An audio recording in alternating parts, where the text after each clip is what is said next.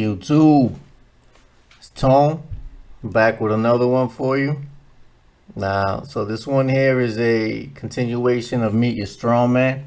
This is the fourth installation of it. And let's get right into this shit. Talking about the mortgages and shit. So if the loan were used to buy a property, then the bank probably insisted that you assign the title deeds to them as collateral for the loan. So side note, so you know, I did a video on the common law the common law titles. So, and it goes into clearly in those videos that that a deed is a fictitious title. And then I go through the process of how to get your actual title through the common law and things like that. So there's a video on that if you guys are interested in that, which if you plan on discharging your mortgages, you want to go ahead and make sure that you do your common law claims on all your property to make sure that these assholes don't have any leg to stand on if they ever do try to bring you to court, which I don't think that they will, but if they do, you want to have your common law claims already in place down and make a record with your county, right? You don't register, you make a record. There's a difference there.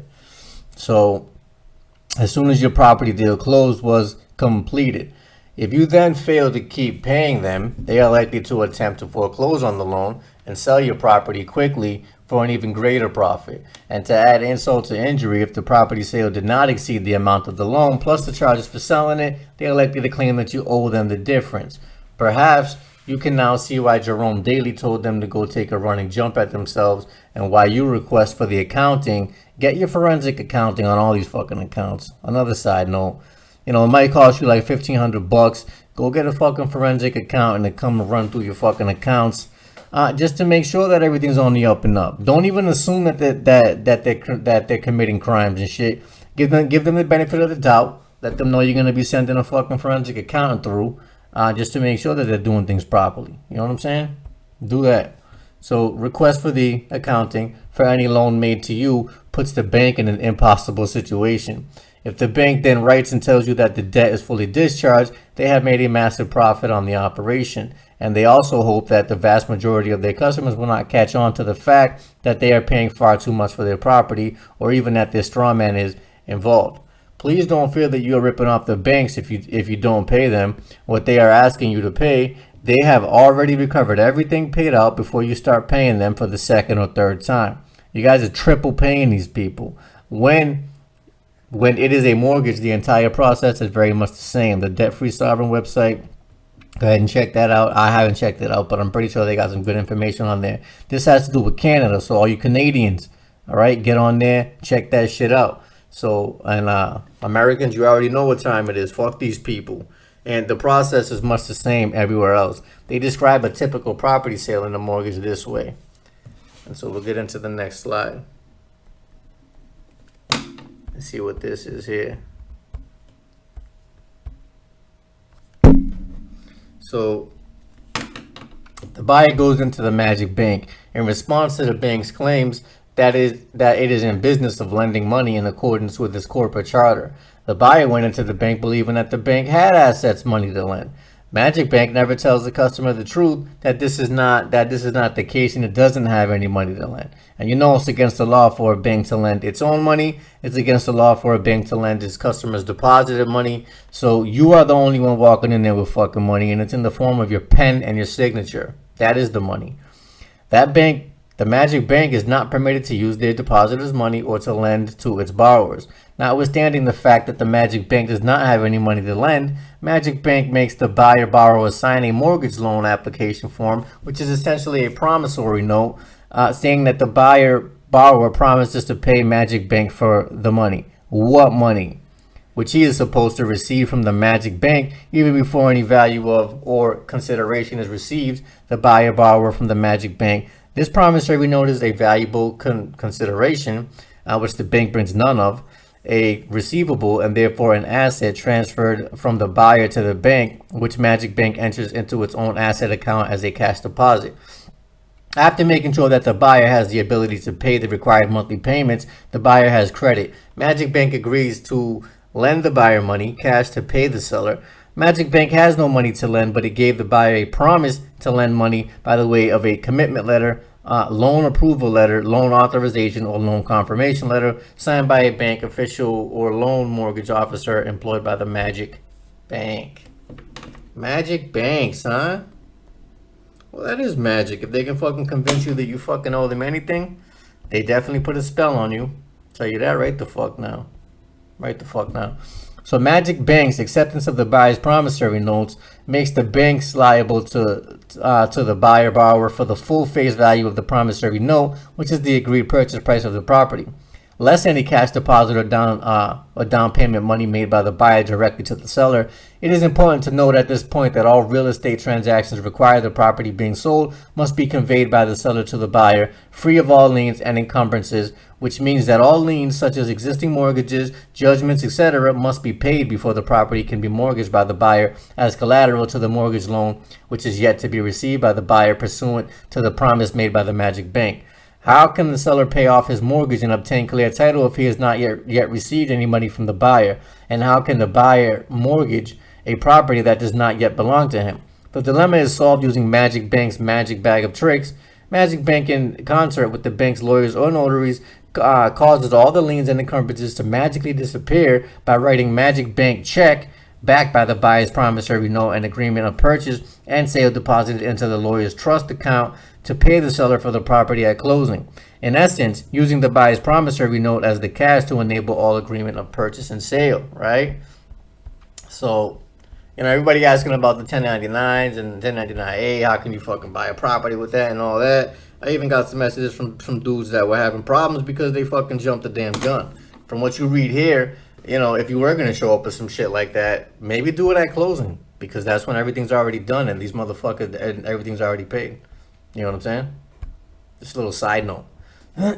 So the buyer's promissory note made the conveyance possible. Magic Bank caused the property to be conveyed from the seller to the buyer with title free and clear of all encumbrances and liens. The property now belongs to the buyer, which makes it possible for the buyer to mortgage his property to Magic Bank. The buyer actually paid for the property using his own promissory note. At this point, the seller has not yet received any money or cash, so Magic Bank and its magicians must perform more magic in order to satisfy the seller's requirement that he get paid, or the whole deal is null and void. The seller does not know that the property has been magically conveyed to the buyer's name in order for the seller to receive any money. The ensuing magic trick is accomplished this way. The buyer is made to sign another promissory note. The mortgage contract is attached to the promissory note, which makes the buyer liable to pay Magic Bank for the money or the loan, which the buyer has not yet or never received, for up to 25 years or more, depending on the term of the mortgage contract. This note is linked to the collateral through the mortgage contract, and such it is valuable to Magic Bank. Magic Bank then goes into the Federal Reserve Bank or another bank to pledge the deal that they have just gotten from the buyer for credit. The Federal Reserve Bank then gives Magic Bank the credit. Remember, it is not Magic Bank's credit, it is the buyer's credit who promised to pay the Magic Bank if it went when the money is received from the buyer from Magic Bank, payable for up to 25 years or more. 25 years or more. And that's the bank's fucking problem. That shit is not your problem. Keep it a buck with you right now. That shit is the bank's fucking problem. Since they're the fucking scam artists. So what happened above is basically a swap transaction all banks do to monetize security. In this case, the second promissory note that is linked to the mortgage contract and signed by the buyer is a mortgage-backed security. Magic Bank will then agree to pay the Federal Reserve Bank a certain percentage of interest over prime. Thus, the buyer's loan package goes into the Federal Reserve Bank, which credits Magic Bank with the full amount of credit, which is the total amount of the money Magic Bank is entitled to receive after 25 years, which is amount to the principal plus all the interest payments made. The buyer has promised to pay to Magic Bank for 25 years or more, which is usually 3 times the amount of money promised by Magic Bank to the bank, by Magic Bank to the buyer. By Magic Bank just enriched itself, got paid in advance without using or risking its own money. Magic Bank's magician lawyers, who holds the check that is backed by the buyer's original promissory note, then writes a check to the seller as payment for the property. In effect, the buyer paid the seller with his own money by virtue of the fact that it was the buyer's own money, the promissory note that made the purchase and sale possible to begin with. And that's a fact. So Magic Bank just made a cool 300% profit without using or risking its any capital of its own. Neither was there any depositor's money deducted from Magic Bank's asset account in the transaction. And this is why you get the fucking accounting on all these accounts, because it's going to show everything that you hear here right now. So what really happened was pure deception, and if we the people tried to do this, we would end up in prison, being found guilty of fraud and criminal conversion, not to mention that the property would have been seized by the court. So you see how all that shit works there? Straight motherfucking scam artists is what the fuck's going on. So remember that. Remember how they fucking playing everybody. So this is only a crime if we the people do it to. Yeah, so I just pressed the button, shut the whole fucking screen off. So anyway, we're gonna try to merge this shit together because I'm not doing it over again. Fuck that.